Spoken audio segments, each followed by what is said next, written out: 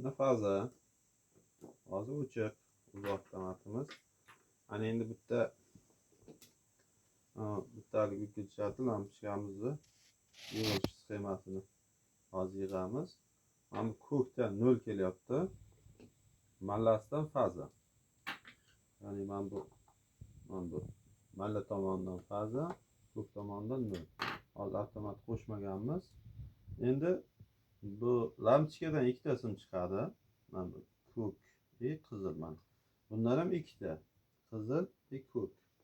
Shunda faza 0 bo'lsa, lampochkada yonish hosil bo'lishi kerak. Promi yuborsangiz, misol uchun, mana hozir tushuntiraman.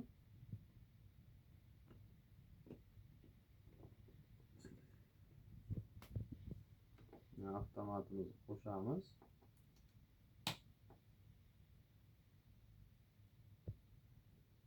Nega bo'lmadi? Lampochkamiz yaxshi bo'lmadi. Qotmoqda-da. Bo'ldi mana. Mana yondi. To'g'rimi? Biz vyuklchatel yondi. Endi vyuklchatel orqali yonadigan qilamiz.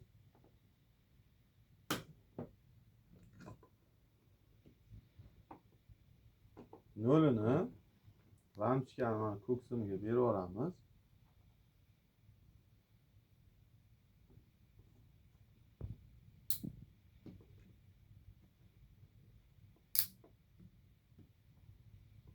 Endi fazasini, mana avtomatdan kelayotgan fazasini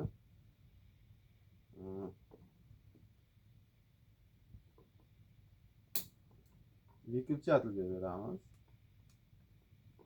Qizildanmi, ko'kdanmi farqi yo'q.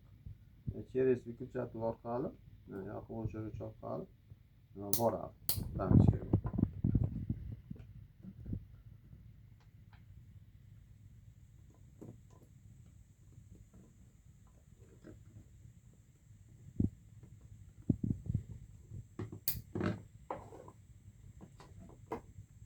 Endi bizda yopishmagan, qotilmagan, o'shaning uchun o'ynab turibdi.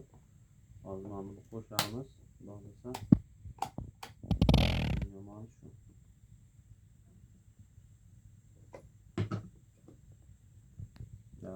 Yaxshi.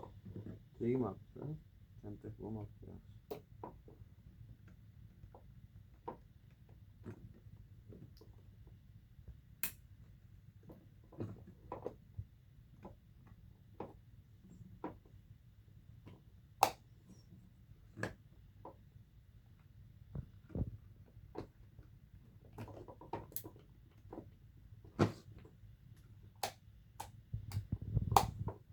Bunda qarang, faza kelyapti vyuklchatelga. Mallasidan faza vyuklchatelga kelyapti. Mana ko'kdan promo lampochkaga boryapti. Shunda buni bitta simi qolyapti, buni bitta simi qolyapti. Buni qo'shganingizda ikki kontak qo'shiladi, bu orqali yetkazib beradi fazani. Buni promo boraveradi, fazasi bu orqali yetib boradi. Keyin yonish hosil bo'ladi.